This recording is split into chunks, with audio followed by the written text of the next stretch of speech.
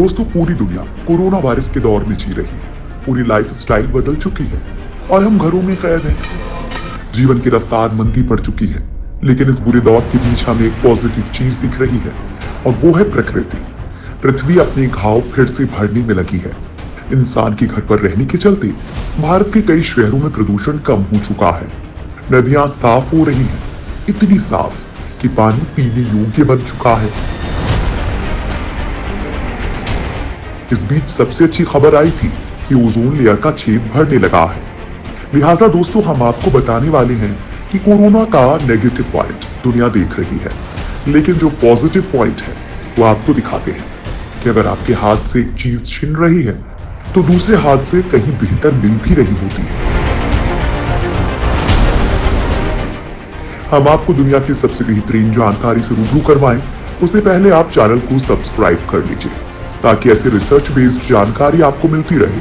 और कमेंट करके जरूर बताइए ये सकारात्मक पहलू आपको कैसा लगा। तो चलिए दोस्तों, शुरू करते हैं। नंबर 1, साफ हो रही है धरती की हवा। भारत में लॉकडाउन के चलते हवा काफी साफ हो चुकी है।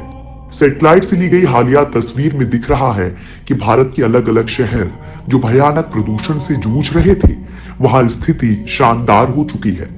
प्रदूषण का स्तर बहुत हद तक गिर गया है। सैटेलाइट मैप के मुताबिक 24 मार्च से लेकर 24 अप्रैल के बीच पूरे भारत में नाइट्रोजन डाइऑक्साइड कंसंट्रेशन में तगड़ी गिरावट देखी गई है। तस्वीरों से पता चल रहा है कि प्रदूषण के स्तर में 40 से 50% की गिरावट देखने को मिली है।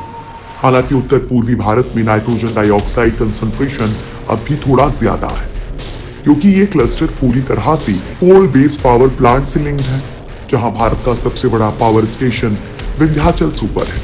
पावर प्लांट और गाड़ियों से नाइट्रोजन डाइऑक्साइड सामान्य तौर पर निकलता है। इससे पर्यावरण बहुत दूषित होता है।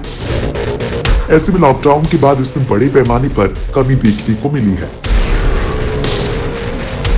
नंबर 2, भर रहे हैं पृथ्वी के घाव। अगर लॉकडाउन में कुछ अच्छा हुआ है तो वो है प्रकृति की दिन प्रतिदिन बेहतर होती तस्वीर। सबसे अच्छी खबर यह है कि ओजोन लेयर का छेद भरने लगा है।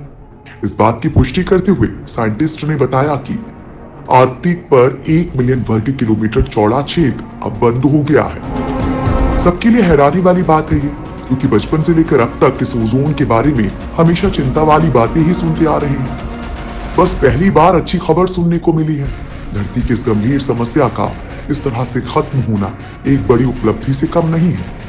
ओजोन लेयर में 1 मिलियन वर्ग किलोमीटर क्षेत्र में फैला हुआ एक दुर्लभ छेद था, जो इस महीने की शुरुआत में वैज्ञानिकों द्वारा खोजा गया था। छेद होने के पीछे नॉर्थ पोल पर कम तापमान को माना गया था। अगर ये छेद हवा की धाराओं के साथ साउथ की ओर बढ़ने में कामयाब होता तो इससे इंसानों को सीधा खतरा होता। कोपरनिकन एटमॉस्फेयर ऑब्जर्वेशन सर्विस ने जानकारी दी है कि उत्तरी ध्रुव में आर्कटिक के ऊपर जो अप्रत्याशित रूप से ओजोन छेद बना था, वो पूरी तरह से बंद हो गया है। इस छेद ने पिछले महीने बहुत बड़ा आकार ले लिया था।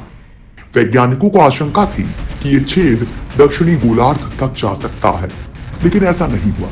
वैज्ञानिकों का मानना है कि कोरोना संकट के समय इस घटना का होना महज संयोग है। वैज्ञानिकों का मानना है कि इस छेद के बंद होने की वजह समतापमंडल का गर्म होना है।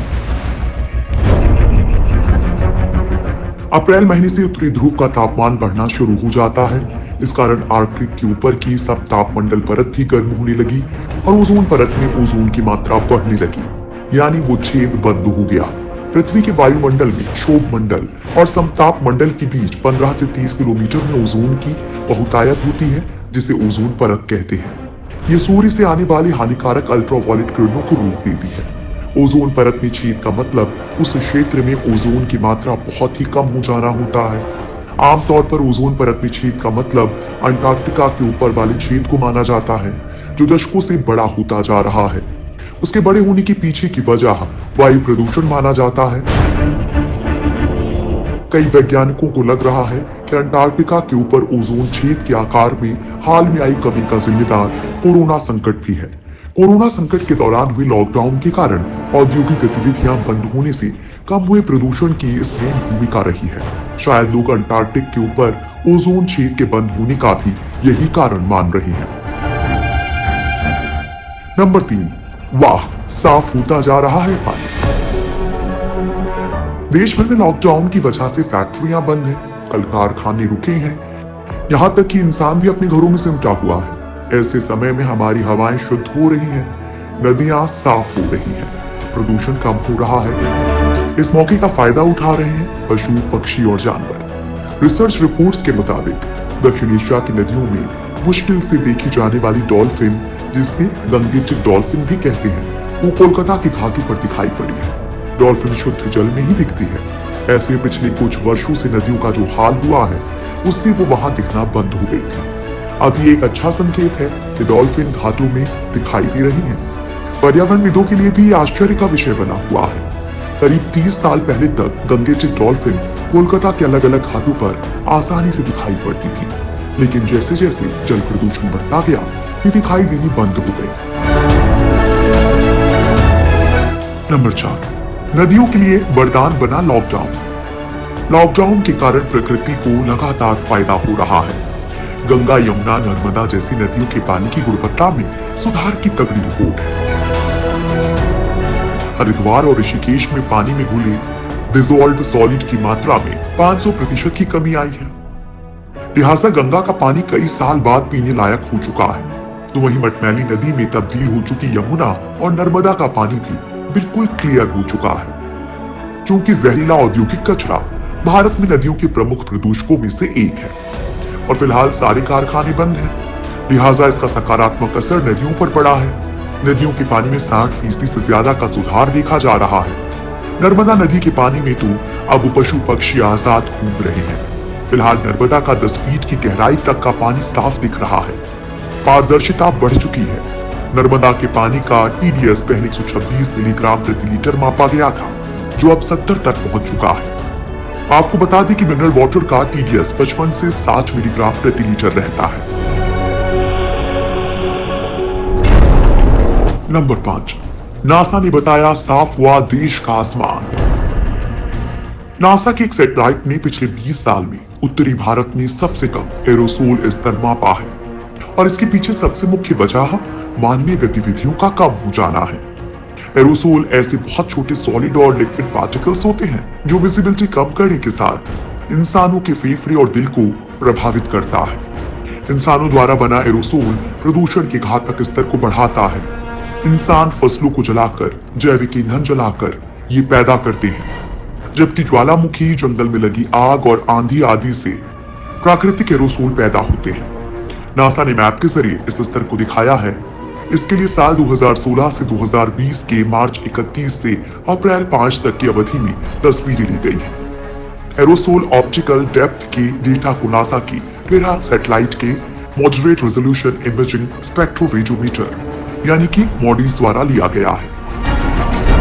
नंबर 6, 75 साल में पहली बार साफ निर्मल धरा। वर्ल्ड हेल्थ ऑर्गेनाइजेशन के अनुसार हर साल दुनिया में प्रदूषण के चलते 7 मिलियन लोगों की मौत होती है। ऐसे में सिर्फ डेटा ही नहीं बल्कि आपकी आंखें भी साफ मौसम को देख सकती हैं। साफ नीला आसमान और साफ हवा प्रदूषण रहित तस्वीर दिखा रहा है। लॉकडाउन के चलते कई शहरों में प्रदूषण में भारी गिरावट देखने को मिली है। इस दौरान सड़कों पर वाहनों की कमी और पावर प्लांट्स बंद होने के चलते हानिकारक PM 2.5 और नाइट्रोजन डाइऑक्साइड में कमी देखने को मिली है। भारत के जो 21 शहर सबसे ज्यादा प्रदूषित थे, लॉकडाउन के चलते वहां प्रदूषण 80% तक कम हो गया है। वहीं वैज्ञानिकों के मुताबिक धरती इतनी साफ इससे पहले द्वितीय विश्व युद्ध के दौरान हुई थी। इसका मतलब है कि पृथ्वी 75 साल में सबसे ज्यादा साफ हुई है। इस साल कार्बन उत्सर्जन में 5% की गिरावट आने की उम्मीद है।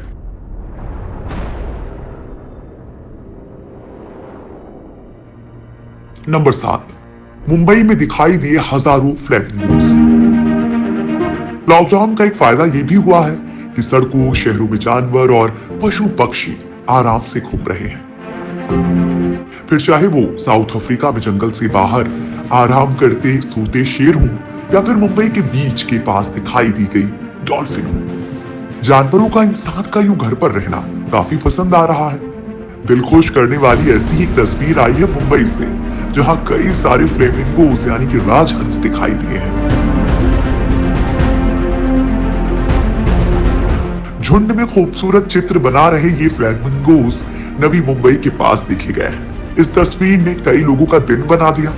इंसान के अंदर रहने के 2 महीने के भीतर प्रकृति किस कदर अपना रूप दिखा रही है। किसी ने नहीं सोचा था कि लॉकडाउन प्रकृति के लिहाज से इतना अच्छा होगा।